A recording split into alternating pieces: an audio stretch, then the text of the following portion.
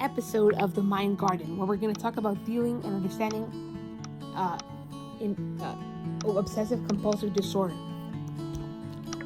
If you've ever had a song get stuck in your head all day or found yourself double checking the door before leaving the house, you already understand a tiny sliver of what makes obsessive compulsive disorder so confusing.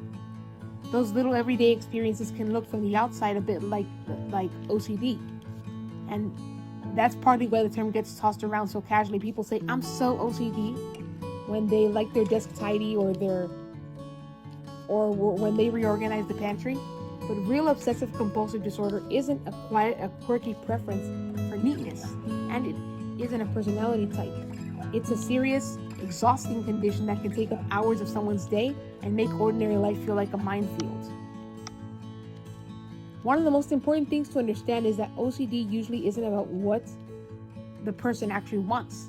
In fact, the content of obsessions often targets what matters most to them. Someone who cares deeply about safety may become tormented by fears of accidentally harming someone. Someone who values the relationships may become plagued by doubts about whether they truly love their partner or whether they're secretly a terrible person. Someone who is gentle and conscientious may have intrusive thoughts that feel violent or taboo and then spiral into panic because the thoughts feel so unlike them. That's what OCD is: obsessions, the thoughts that people spiral about, or compulsions, the things that some people do to feel relief about the thoughts that are spinning in their head. The cruel trick OCD plays is to make a person treat thoughts like evidence and feelings like warnings, even when they aren't.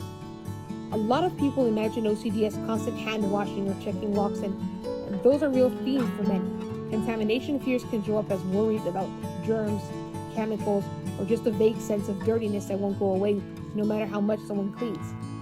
Checking can be about stoves, doors, appliances, emails, even memories. But OCD can be quieter too, happening mostly in someone's head. There's a form many people call pure O, though clinicians also point out that there are still compulsions, but they're mental. These might include reviewing conversations again and again, asking yourself for reassurance, mentally praying, repeating phrases, or trying to cancel out a bad thought with a good one. From the outside, the person may look calm, but inside they can be locked in a loop that's just as draining as a visible compulsion. The loop is worth lingering on because it's the engine that keeps OCD going. An intrusive thought pops up, anxiety spikes, and the mind demands certainty or relief. The person does a compulsion, whether that's Googling, avoiding, or mentally analyzing. Anxiety drops for a moment, which feels like proof that the compulsion helped. The brain learns, do that again next time. And next time comes quickly because the underlying fear never really gets resolved. The compulsion treats anxiety like an emergency, not like a feeling that can rise and fall on its own. Over time, the threshold for discomfort gets bigger. This is why reassurance, though it seems kind, can actually become part of the problem. If someone asks, are you sure I didn't run someone over? And a loved one says, of course not. The relief is real, but doubt arrives, often stronger, and now reassurance has become another compulsion. It also helps to know that OCD isn't always obvious even to the person experiencing it. People can feel ashamed, especially when obsessions involve taboo topics, religion, harm, or morality. They might fear that talking about their thoughts will make others think they're dangerous or immoral. In reality, intrusive thoughts are incredibly common across humans, and having them doesn't mean someone wants to act on them. OCD takes the normal phenomenon of random mental noise and treats it like a threat that must be handled. The person's distress is often a clue to their values rather than the intentions. If a thought horrifies them, it's usually because it goes against who they are. Another area that gets misunderstood is perfectionism and the need for things to feel just right. Some people with OCD aren't mainly afraid of catastrophe, they're stuck chasing a sense of completeness. They might arrange objects until it feels correct, reread a sentence until it sounds perfect, or repeat a movement until it feels right in their body. The urge can be hard to explain because it isn't always connected to a clear fear. It's more like an itch in the mind that won't stop until it's scratched. The frustrating part is that the relief doesn't last, and the amount of time spent chasing right can quietly steal hours from a day. OCD often travels with other companions, like anxiety disorders, depression, and tics that can show up alongside it. Some people experience hoarding behaviors. The hoarding disorder is now considered separate and not always driven by OCD.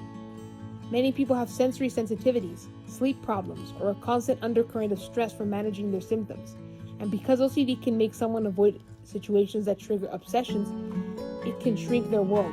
Someone who fears contamination might stop using public restrooms, then stop going out, then stop seeing friends.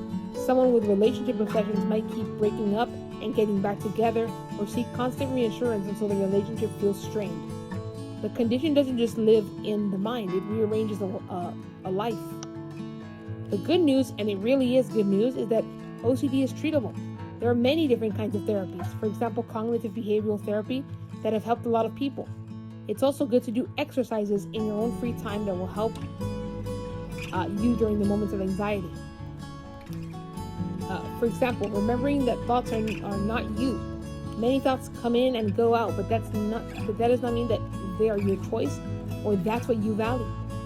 Whenever anxiety hits, ground yourself using your 5 senses. The test is usually 5 things you can see, 4 things you can hear, 3 things you can touch, 2 things you can feel, and 1 thing you can taste. There may be variations, but that's one way. Another helpful way is self-nurture. It's allowing yourself to say, it's okay, I'm okay. And if a thought is telling me that I have to be certain about something, you can say, no, I can live in uncertainty because I know who I am. I am not the thoughts that cross my mind. Medication can help too, often in combination with therapy. Selective serotonin reuptake inhibitors are commonly prescribed, sometimes at higher doses than those used for depression. Some people benefit significantly, some moderately, and some not at all, which is why a good clinician will tailor treatment and keep checking in. For people with severe treatment-resistant symptoms, there are additional options that specialists can discuss. But for many, the combination of ERP and the right medication plan can be life-changing. If you're trying to support someone with OCD, one of the kindest things you can do is learn the difference between helping and enabling. It's natural to want to soothe the person you love, especially when they're in distress. But if your comfort comes in the form of repeated reassurance, participating in other compulsions, or helping them avoid triggers, it may keep the cycle alive. Support can look like encouraging them to seek evidence-based treatment, celebrating small wins, and being patient when progress is uneven. It can also look like saying gently, I know you're anxious and I'm not going to answer that question again, but I'm here with you while you ride this out. That's not cold.